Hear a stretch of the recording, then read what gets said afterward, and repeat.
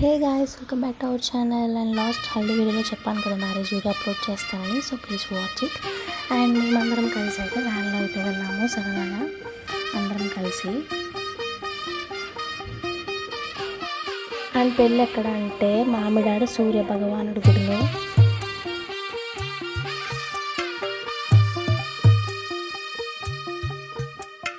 తెల్ల తెల్లవారే వెలుగు రేఖలా పచ్చ పచ్చ పచ్చి మట్టి బొమ్మల అల్లి బిల్లి వెన్న పాల